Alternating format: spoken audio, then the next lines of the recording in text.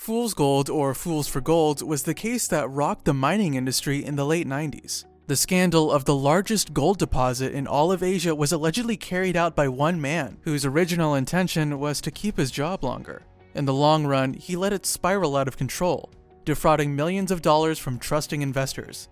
In this video, we'll be telling you all there is to know about the company, its founders, and the weak mining regulations at the center of it all. But first, hit the subscribe button and turn on post notifications so you can stay up to date on all my latest posts. All done? Cool. So let's talk about scandals. The mining industry is just like any other natural resource industry. It's lush, popular, and attractive to potential investors who are looking for a safe and seemingly endless source of income and profits. Gold mining was one of the most profitable mining sectors in the early 20th century. Countries like South Africa, Australia, and China all made gold mining a big part of their economies, and it paid off. Unfortunately, somewhere down the line toward the end of the 20th century, the value of gold began to dwindle. The precious metal was losing appreciable value and attention. Prices were falling fast, and companies were shutting down mines due to their inability to turn in a profit. Investors were pulling out capital from major mining companies, and these companies were bleeding funds, which led to most of them being on the verge of bankruptcy. One of such companies was bre-x Minerals Limited. The bre-x Minerals Company was founded by David Walsh, a Canadian businessman and oil and gas entrepreneur. He created bre-x as a subsidiary of his original mining company, Brecea Resources Limited, which he founded back in 1984 with his wife. Originally an apt stockbroker, Walsh had little experience in the mining business. He struggled to keep the business afloat, investing personal funds into it, trying to turn a profit, but his efforts proved futile. After several years, Walsh and his wife were drowning in debt and were forced to declare personal bankruptcy in order to keep his company from completely crashing. Walsh founded bre-x Minerals Limited in 1988 in his basement as a subsidiary of Brecea Resources. The original focus of this new company by Walsh was mainly on diamond expeditions in the northwestern territories of the Canadian mountains. There was, of course, little success in the year following its creation, and it seemed like bre-x was headed down the same path as its mother company. In true businessman fashion, Walsh was always looking for his next business venture. He shifted the company's focus from local diamond exploration to foreign gold expeditions. It was around this time that he turned to an old associate, John B. Felderhoff, a Canadian geologist and mining expert, for help.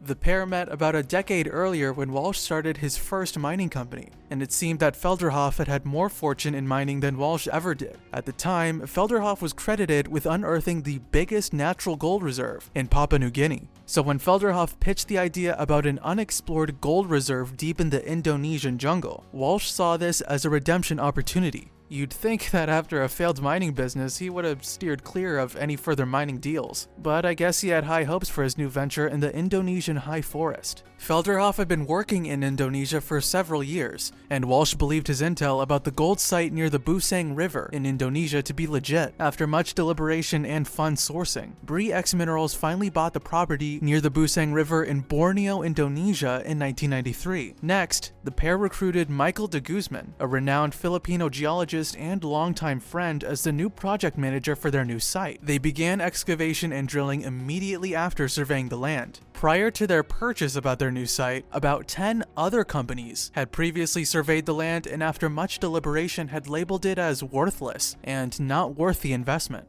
Walsh had doubts after reading the reports from these other mining companies, but de Guzman and Felderhoff were pretty confident that they would strike gold, so drilling went on as scheduled. The first drill was a bust and no trace of gold was found. Understandably, a second drill was carried out and the same result was recorded. According to Walsh, at this point, he was ready to pull the plug on the whole operation and cut his losses. De Guzman himself revealed in an interview that Felderhoff had ordered him to close the property, but he insisted on giving it a third try. The third attempt was surprisingly successful, as they found traces of gold in the core samples in 1994. Further drilling was done with traces of more gold found, and the report made by de Guzman estimated that the site had over 30 million ounces of gold buried deep underground. With this report, the operation was kept alive and moving, but the reason for this sudden turn of events wasn't because of persistence. In truth, there was actually no gold found at all. And this is where things start to get pretty interesting. So how did the samples return with traces of gold? The project manager de Guzman, without the knowledge of his bosses, sprinkled gold flakes from his wedding ring onto some rock samples. He did this in a bid to keep Walsh and Felderhoff interested enough to allow the project to continue. This staged gold discovery raised bre-x stocks through the roof, and it kept rising with each new report about increasing gold deposits found at the Buseng site. The discovery drew the attention of the Indonesian government and mining authorities, who found out that the gold samples unearthed had round edges, which was pretty strange seeing how unrefined gold usually has irregular edges. To stall investigations, de Guzman explained the rounded edges by stating that a volcanic pool effect was responsible for the unique shape of the supposed gold found at the site. This explanation successfully fooled the investigators, and bre-x Minerals was given the go-ahead to publish its reports to the Toronto Stock Exchange market.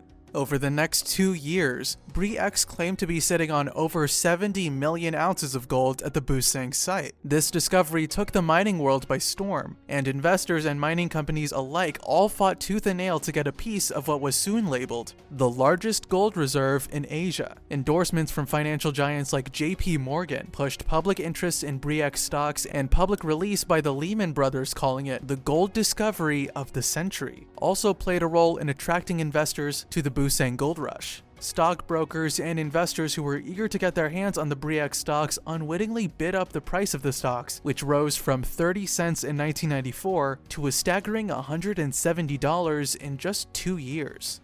With some pretty loose regulations then in the Canadian mining industry, bre-x could push its stock options based on just reports from their operations without actually having to provide any actual gold. Due to the seemingly extensive nature of the Buseng discovery, the Indonesian government wasn't particularly confident in bre-x Minerals' ability to control such a large deposit of gold, as it was a relatively new and inexperienced company. The then Indonesian president also wanted a piece of this great gold reserve found in his country. After deliberation and some court battles between the Indonesian government and bre-x, it was concluded that bre-x would keep 45% of the land, 40% was to go to the Indonesian people, and 15% was to be awarded to a reputable mining company, believed to be competent enough to handle such a large-scale expedition. This was the point where everything was beginning to look bleak, in particular for de Guzman. Before this, Walsh and Felderhoff had already conveniently sold over 100 million Canadian dollars worth of stocks and transferred everything into their personal accounts. And several reputable hedge funds, pension managers, and private individuals had already bought significant amounts of bre-x stocks, including the Quebec Public Sector Pension Fund and the Ontario Teachers Pension Fund. That 15% of the Buseng land we were talking about was awarded to the Freeport-McMoRan Mining Company. Freeport began its independent survey as expected by drilling next to drill holes with the most recorded amounts of gold. To their surprise,